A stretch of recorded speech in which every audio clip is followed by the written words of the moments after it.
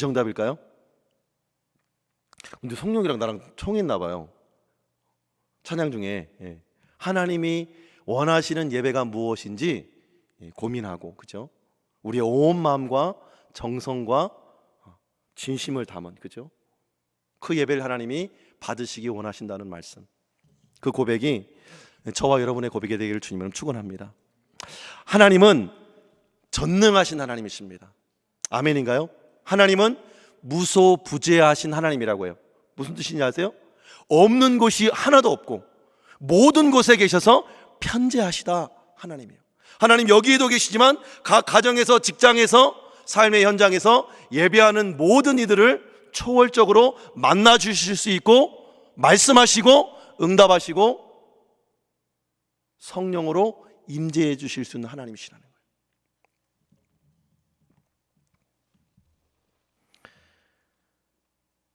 그분을 예배하면서 각 가정에서 온 마음과 열정을 다해 예배하는 것, 그건 예배가 아니고 여기 현장에 나와야만 진짜 예배다 라고 비판하는 것은 옳은 비판이 아닌 것이죠. 그렇다고 온라인 예배든 현장 예배든 다 똑같은 예배 아니냐? 여러분 아시잖아요. 현장 예배와 온라인 예배의 차이를 경험해 봤잖아요, 그죠? 온라인 기도회와 현장에서 모여서 기도 뜨겁게 동력자들의 함께 드리는 기도를 들으면서 함께 하나님 앞에 올려드리는 기도와 나 혼자서 누가 들을까, 그죠? 소리도 못 내고 외롭게 드리는 기도와는 하늘과 땅인 것이죠. 예배 마찬가지, 찬양 마찬가지. 심지어 어제 온라인 교육도 했는데 성경 공부 마찬가지. 얼마나 불편해요. 조사님 불편했죠? 많이 불편했죠?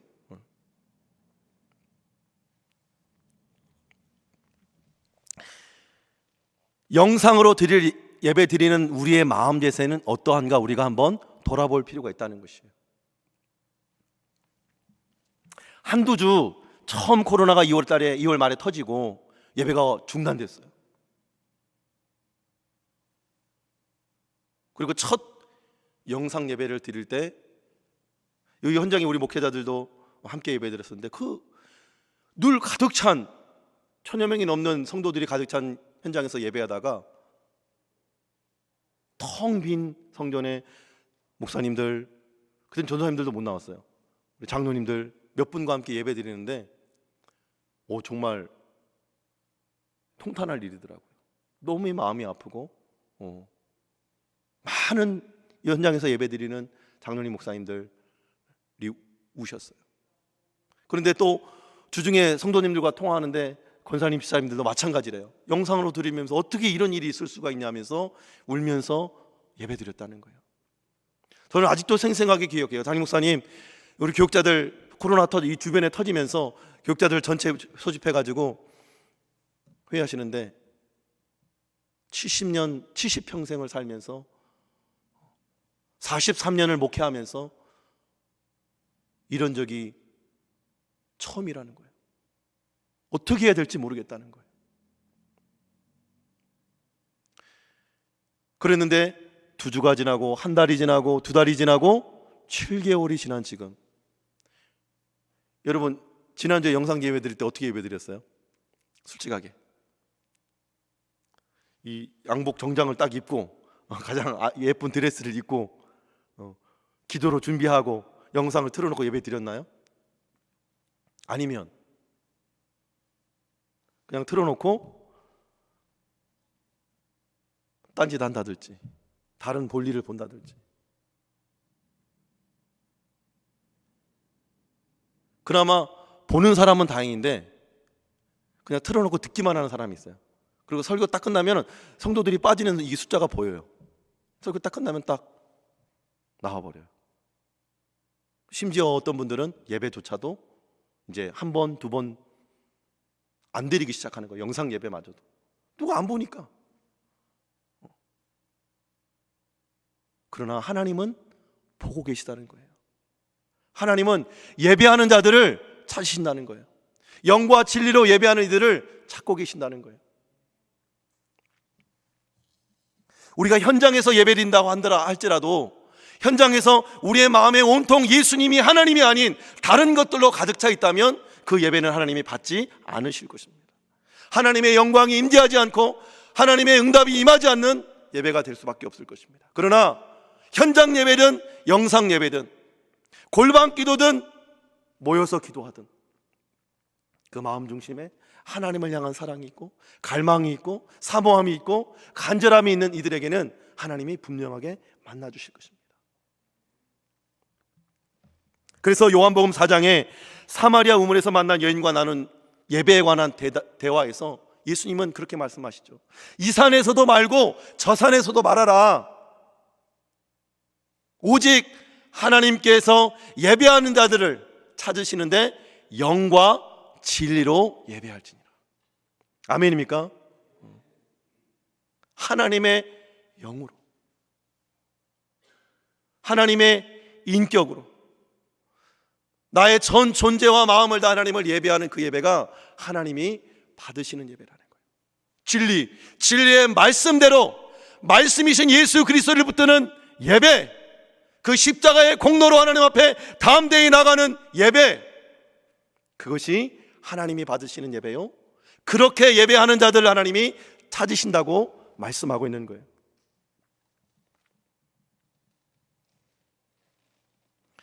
뿐만 아니라 하나님은 우리가 잘 아는 대로 일정한 장소나 일정한 시간에 한정되는 것이 예배의 전부라고 말하지 않습니다. 우리가 너무 잘 아는 대로 로마서 12장 1절 말씀을 우리 화면을 통해서 함께 읽어보겠습니다. 시작. 그러므로 형제들아, 내가 하나님의 모든 자비하심으로 너희를 권하노니 너희 몸을 하나님이 기뻐하시는 거룩한 산 제물로 드리라. 이는 너희가 드릴 영적 예배니라. 아멘. 하나님의 모든 자비하심으로 너희 몸을 하나님이 기뻐하시는 거룩한 산 제물로 드리라. 우리의 몸을, 우리의 삶을, 우리의 전 생애를 하나님은 받으시기 원하신다는 거예요. 고린도전서 3장 16절에도 동일하게 말씀합니다. 3장 16절 읽어볼게요. 시작. 너희는 너희가 하나님의 성전인 것과 하나님의 성령이 너희 안에 계시는 것을 알지 못하느냐. 그러면서 너희는 거룩한 삶을 살라고 말씀하십니다. 우리가 성전이기에, 우리 몸이 성전이기에 우리가 가는 곳이 교회이고 예배지어야 되는 것이에요. 직장에서든 학교에서든 가정에서든 네가 삶에 처한 모든 만남과 교제와 사귐 속에서 하나님을 예배하듯 우리는 삶을 살아내야 된다고 성경은 우리에게 말씀하고 있는 것입니다. 이것은 우리가 새롭게 배운 내용이 아니잖아요. 그죠? 우리가 이미 알고 있던 내용이잖아요. 평생 말씀을 통해서 배우고 알고 듣고 이미 암송했던 말씀들이에요. 그러나 우리가 너무나 많은 예배의 풍요 속에서 우리가 예배의 소중함을 잊고 살았던 것 같아요. 어찌 보면 이 코로나는 우리에게 축복이라는 생각이 들어져요. 그죠? 우리 송영이가 예배에 대해서 무언가 고민할 수 있는 시간, 그죠? 하나님이 받으시는 예배가 무엇인가, 하나님이 기뻐하시는 예배가 무엇인가 함께 고민할 수 있는 시간을 온 국민에게, 온 나라에게, 온 성도들에게 고민할 수 있게 만드는 것, 이것이야말로 하나님의 말씀으로 정확하게 예배가 무엇인지를 알려주기에 적합한 동기가 아닌가 생각되어져요. 아멘인가요? 여러분, 예배가 무엇인지 한번 묵상해 보세요. 말씀을 통해서 하나님이 나의 예배를 받고 계시는가, 하나님의 임재하심이 나의 예배 가운데 날마다 경험되어지고 있는가. 오늘 신기하게도 오늘 본문의 핵심의 내용은 하나님께서 우리의 기도를 들어주신다. 환난의 때에, 어려움의 때에 하나님 앞에 부르짖어 기도하면 하나님께서 들으시고 우리의 죄를 사하시고 우리의 땅을 고쳐주시고 모든 질병과 가뭄과 고통으로부터 우리를 구원해 주실 것이다. 그 하나님이 우리의 기도를 들어주신다. 그거에 포커스가 있었어요.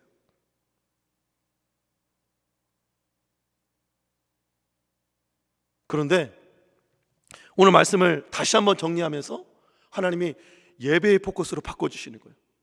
내가 하고 싶었던 말이 아니라, 내가 하려고 했던 말씀이 아니라 예배에 대한 말씀을 계속 주시는 거예요.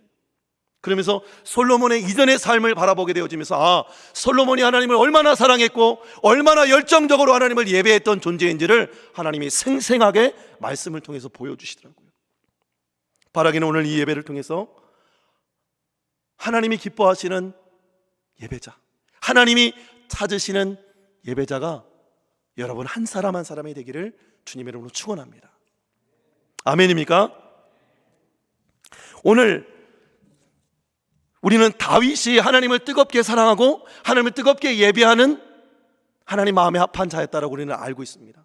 근데 그 아버지의 삶을 고스란히 닮아내는 아들 솔로몬을 보게 되어져요. 솔로몬이 하나님을 얼마나 사랑했는지, 하나님을 얼마나 뜨겁게 사랑했는지, 그는 그의 전 생애를 통해서 하나님을 삶으로 온 마음과 정성을 다해서 예배함을 통해서 하나님을 사랑하는 예배가 무엇인지를 생생하게 보여주고 있습니다. 솔로몬은 그의 아버지가 하나님의 성전을 짓고자 하죠. 나는 이 왕궁에 거하거늘 하나님은 저 천막 같은 성막에 거하는구나. 내가 주를 위해서 멋진 성전을 지어드리겠다. 하나님이 그 마음은 받으시지만 너는 피를 많이 흘렸으니 내 아들 솔로몬을 통해서 집을 짓게 될 것이다. 그래서 다윗이 거기서 포기하자, 에이 나한테 주지 않았네 라고 하지 않고 그 아들이 성전을 잘 지을 수 있도록 모든 기물과 재물들을 모아서 아들이 지을 수 있도록 다 준비해 줍니다. 그리고 그 아들 솔로몬이 대를 이어 하나님의 말씀대로 신실하게 7년 6개월 동안 성전을 건축해요.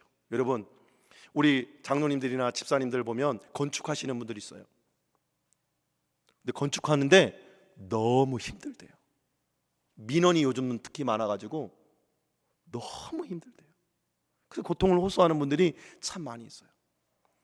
근데 우리나라 집, 아파트 1, 2, 3년이면 뚝딱 짓지요. 그죠? 7년 6개월 동안 성전을 건축한다고 할 때 솔로몬이 감내해야 할 책임과 부담이 어마어마했을 것입니다. 인력을 동원해야 했고 성전을 건축하기 위해서 엄청난 희생과 대가를 치러야만 했을 것입니다. 그 대가를 기꺼이 치르고 성전을 완공했을 때 그 기쁨이란 이루 말할 수 없었겠죠. 근데 그가 왕위를 하나님의 약속대로 이어받자마자 하나님 앞에 성전을 건축하기 이전에 하나님 앞에 제사를 드려요. 예배를 드려요. 그래서 여러분 잘 아는 말씀 그대로 역대하 1장 6절 말씀, 1,000마리의 희생으로 하나님 앞에 제사를 드립니다. 근데 여기 1,000마리의 희생이라는 단어가 히브리 원문 단어로 엘라프 올라라고 하는 뜻이에요. 황소 1,000마리를 한 번만 드린 게 아니라 항상 드렸다는 거예요. 1,000마리 황소를 항상 드렸다는 거예요. 여러분, 황소 1,000마리를 잡으려면 얼마나 많은 제사장이 필요하겠어요? 얼마나 많은 레위인이 필요하겠어요? 얼마나 많은 날들이 필요했겠어요? 근데 이 말씀을 정확하게 증명해 주는 말씀이 바로 5장 6절에 기록되어 있습니다.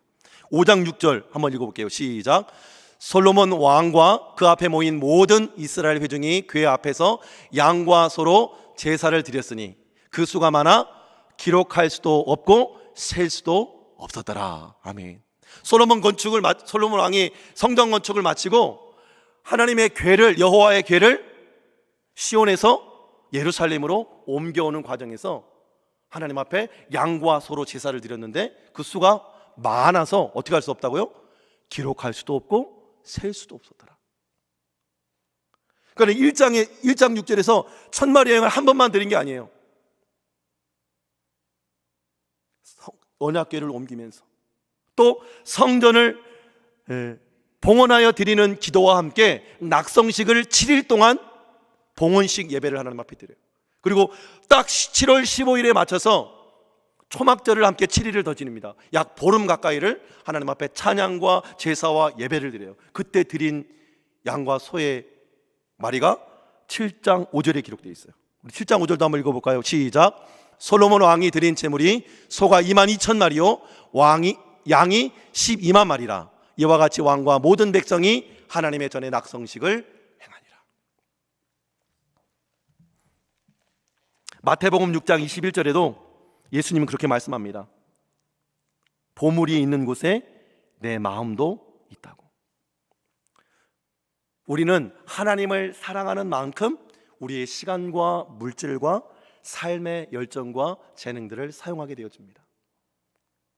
그래서 우리 가계를 보면 내가 뭘 가장 사랑하는지를 알 수 있어요.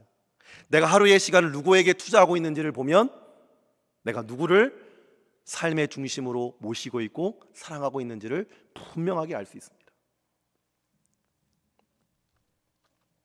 하나님보다 나를 사랑하고 있지는 않는지, 하나님보다 돈을 더 사랑하고 있지는 않는지, 하나님보다 성공과 명예와 부와 길을 더 추구하는 삶을 살고 있지는 않는지, 저와 여러분 자신을 돌아볼 수 있기를 주님의 이름으로 축원합니다. 제가 이게 소와 양을 많이 들었다 하니까 헌금 설교하네라고 하는 분들도 계실 거예요. 하나님이 많은 재물을 기뻐하실까요? 시편 50편에 내가 수소의 고기를 먹으며 염소의 피를 마시겠느냐, 천산의 생축이 다 내 것이 아니냐, 내가 원하는 것은 너의 감사하는 마음이다. 제가 지금 설명하고자 하는 내용이 무엇인 줄 아세요? 하나님을 사랑하는 마음으로 예배하라는 거예요. 여러분 돈이 없으면 제가 찬양 드리라고 했잖아요. 찬양. 오늘 우리 민수가 황소가 1천만 원이에요. 한우 1등급이 1천만 원. 오늘 1,000만 원 하나님 앞에 예물 드리는 것보다 입술의 찬양을 더 기뻐 받으신다고 해서 성령이는 세 곡 들렸으니까 3천만 원. 하나님 앞에 헌금 드린 거나 마찬가지예요. 여러분 하나님 앞에 물질을 드리고 또 그 외에 예배를 돕기 위해서 일주일 내내 수고하고 또 일주일 내내 또 신방하고 또 일주일 내내 또 예배를 위해서 고민한 친구들이 있다면 그 재능과 그 헌신 역시도 하나님이 산 제사로 받으실 줄 믿습니다. 여러분 이 사실은 초등학생도 알아요. 하나님이 물질을 기뻐하지 않고 하나님이 마음을 원하신다는 것을 초등학생들도 알아요. 그래서 제가 예배 전에 이 말씀을 준비하다가 우리 딸들에게 전화를 했어요. 준아, 하나님께서 헌금 많이 드리는 걸 좋아할까? 아니면 작지만 우리의 마음과 정성을 다해서 진심으로 드리는 예물을 더 기뻐하실까? 그랬더니 우리 딸이 뭐라는 줄 알아요? 아빠 또 설교 때 쓰려고 그러지? 그러더라고요. 아니야 솔직하게 얘기해줘. 네 마음을 듣고 싶어서 그래. 그랬더니 당연히 2번이라고 하기. 걔는 4학년이에요. 근데 1학년짜리를 바꾸라고 그랬어요. 그래서 주연아, 하나님이 주연이 돈 좋아하지? 네. 돈 많이 헌금을 드리는 걸 좋아할까? 아니면 정성 어린 11조, 정성 어린 감사의 물을 기뻐하실까? 2번이라고 얘기하더라고요. 초등학교 1학년. 초등학교 1학년, 4학년도 이해하는 말씀이에요. 하나님이 돈을 좋아하시는 분이 아니시고 우리의 마음과 우리의 삶의 예배를 받으시기 원하신다는 것. 그래서 예수님은 수많은 사람들이 헌금 드리는 장면을 물끄러미 바라보시다가 부자가 드리는 수많은 사람들이 부자도 헌금을 많이 드렸을 거 아니에요. 근데 그 중에서 과부 한 사람이 2렙돈을 하나님 앞에 드린 것을 칭찬하셨어요. 2끼 식사? 혹은 이틀치 일당? 그것을 하나님 앞에 드렸더니 예수님께서 이 많은 사람들 중에서 이 과부가 제일 많이 들었다. 왜 예수님께서 그 과부가 제일 많이 들었다고 칭찬했을까요? 그녀는 그녀의 마음, 주님을 향한 그녀의 사랑, 죄로 말미암아 죽었던 자기를 구원해 주신 그 사랑에 감사하는 마음을 담아서 자신의 생명이요, 자신의 전부요, 자신의 전 존재를 하나님 앞에 드린 것이, 하나님이 그것을 받으시고 그것을 예수님이 보시고 가장 많이 드렸다 칭찬하신 것이죠. 그러므로 돈이 없으면 아까 말했듯이 마음에 찬양을 드리십시오. 입술에 찬양을 드리십시오. 돈이 없으시면 여러분 매주 토요일 합심 기도로 매일 새벽 마음으로 나라와 민족과 교회를 위해서, 우리 청년 공동체를 위해서 기도해 주시기를 축원합니다. 그리고 여러분의 삶과 시간과 재능과 열정들을 하나님 앞에 봉사로 드리십시오. 하나님 그 모든 삶을 하나님이 기뻐하시는 삶의 예배로, 삶의 제사로, 영적 제사로 받으실 줄 믿으시길 축원합니다. 마지막으로 오늘 우리가 함께 나누려고 했던 본문에서 딱 두 가지만 살펴보기를 원합니다. 하나님은 우리의 기도를 들어주시는 하나님이에요. 우리 12절 말씀, 우리 7장 12절 말씀 한번 읽어보겠습니다. 12절 말씀 시작. 밤에 여호와께서 솔로몬에게 나타나사 그에게 이르시되 내가 이미 내 기도를 듣고 이곳을 택하여 내게 제사하는 성전을 삼았으니, 하나님께서 이미 우리의 기도를 들었다고 합니다. 이 기도가 어떤 기도인 줄 알아요? 성전을 완공하고 6장에서 1장부터 42절까지 백성들을 축복하고 여호와 하나님을 찬송하고 신실하게 아버지 다윗에게 약속하신 언약을 솔로몬을 통해서 신실하게 이루어 가신 그 하나님을 찬양한 후에 하나님 앞에 봉헌 기도를 드리는 거예요. 하나님, 이 성전은 하늘 위에 하늘이라도 주를 용납하지 못하겠지만 이 작은 성전이 주님을 사랑하는 마음으로 이 지은 성전 위에 하나님의 영으로 임만을 임하여 주셔서 이 성전에서 기도하고 부르짖고 하나님의 얼굴을 구할 때 하나님 만나주시고 응답해 주옵소서.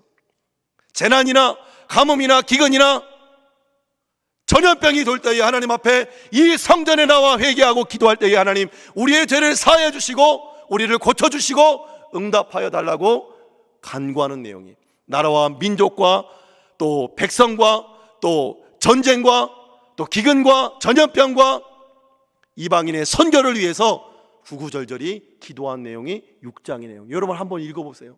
여러분 기도가 안 나온다면 그 기도를 한번 쭉 읽어보세요. 반복적으로 읽어보세요. 그러면 주기도문을 매칭할 수 있어요. 하나님의 뜻이 이 땅 가운데 이루어지기를 구구절절히 기도하는 장면이 6장에 기록되어 있어요. 그 기도가 마치고 나서 오늘 이 하나님 앞에 예배로, 제사로, 찬양으로 하나님 앞에 영광 돌 때 하나님의 영광이 임하게 되는 장면이 7장의 내용인 것이에요. 그리고 그 밤에 여호와께서 솔로몬에게 나타나서 말씀하시는 거예요. 밤에 여호와께서 솔로몬에게 나타나 그에게 이르시되 내가 이미 내 기도를 듣고 이곳을 택하여 내게 제사하는 성전을 삼았다. 이미 성전 낙성식을 통해서 드린 기도를 내가 들었다. 네 일평생의 삶 동안 성전 건축이 되기 이전부터 나를 즐거이 예배하며 찬양하며 기도했던 그 기도를 내가 다 듣고 보았고 응답하고,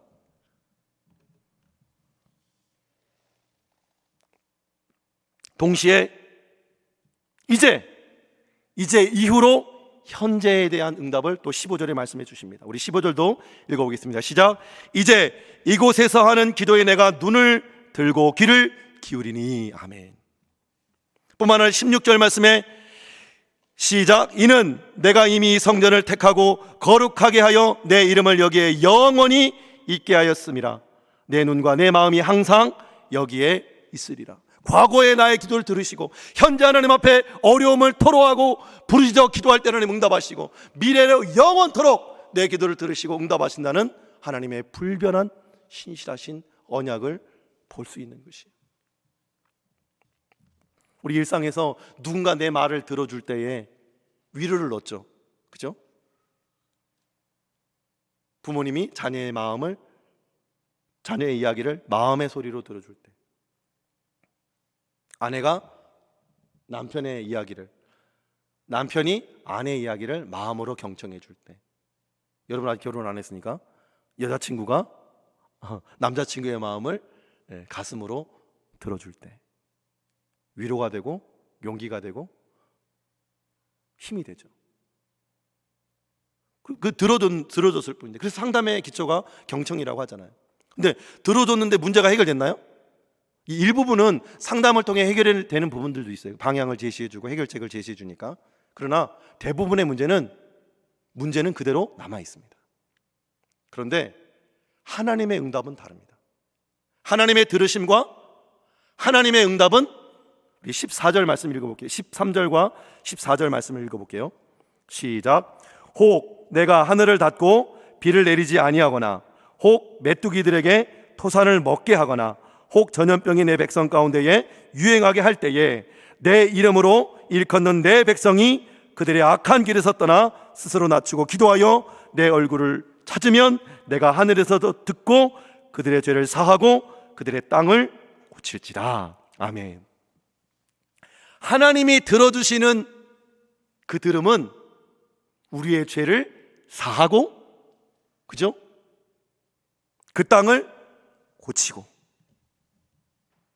뿐만 아니라 영원히 우리와 함께 하신다고 16절 말씀을 통해서 우리에게 가르쳐주고 있습니다. 그 만왕의 왕이신 하나님, 우리의 기도를 들으실 뿐만 아니라 어떠한 상황과 환경 가운데서 우리를 건지시고 고치시고 구원하시는 그 하나님을 우리는 믿는 하나님의 자녀, 하나님의 백성이라는 거예요. 하나님을 알지도 못하고 믿지도 못하는 사람들이 기도하는 기도를 듣는 것이 아니고 14절에 뭐래요? 내 이름으로 일컫는 내 백성이 기도할 때. 옆집 자녀가 아빠한테, 저에게 옆집 아들, 딸들이 나에게 와서 아저씨, 저 배가 고픈데 피자 한 판 사주세요. 그러면 사줄까요, 안 사줄까요? 피자 한 판은 사줄 수 있을 것 같아요. 네. 아저씨, 저 자전거 한 대 사주세요. 그럼 좀 고민이 될 것 같아요. 복음, 네가 교회 나온다고 하면 내가 줄까? 근데 대학 등록금을 대주세요. 좀 힘들 것 같아요. 그런데 내 자녀가 내게 구하지 아니하여도 그건 이미 다 보장된 거예요. 무리한 때로 요구를 할 때, 때로 사고 쳐서 어려운 환난과 고통 중에 처해 있을 때에 교통사고를 냈어요. 누가 처리해 줍니까? 아빠가 처리해 주죠. 우리가 잘못하고 죄짓고 범죄했을 때 딱 한 가지 해야 될 것이 있어요. 하나님 앞에 담대히 나가는 것이에요. 오늘 3부 때도 동일하게 말씀하셨던 것 같아요. 우리가 아무리 범죄해도, 아무리 죄가 많아도 하나님 앞에 담대히 나아가는 것, 그것이 중요하다는 거예요. 왜요? 예수 그리스도께서 이미 십자가에서 우리의 죄와 허물을 담당하시고 구속하시고 죄 없다고 인정해 주시기 때문인 줄 믿으시길 축원합니다. 오늘 다른 말씀 차지하고 하나님이 우리의 기도를 들으신다고 하는 사실, 그리고 하나님이 우리의 온 마음을 다한 예배를 기뻐 받으신다고 하는 이 사실을 여러분 마음에 새기고, 우리 언제 예배가 재개될지 모르지만 지금 한 15명, 18명 정도 예배하는데 50명까지 어제는 오픈을 해주셨잖아요. 그래서 영상 예배 드리는 분들 다음 주에 할 수만 있으면 하나님 앞에 나와 예배할 수 있기를 주님으로 축원합니다. 그리고 여기 나와 있는 친구들 마찬가지 다음에도 변함없이 하나님 앞에 나와서 예배할 수 있기를 주님으로 축원합니다. 다르잖아요, 현장에서 예배 드리는 게, 그죠? 더 집중되고 더 은혜롭고 더 하나님과 친밀하게 교제할 수 있잖아요. 이 은혜를 우리 낙원의 온 청년들이 누릴 수 있게 되기를 주님의 이름으로 축원합니다. 우리 기도하겠습니다. 우리 기도할 때에 우리 찬양 한 곡 한 번 더 부르고 기도하도록 하겠습니다. 괴로울 때 주님의 얼굴 보라.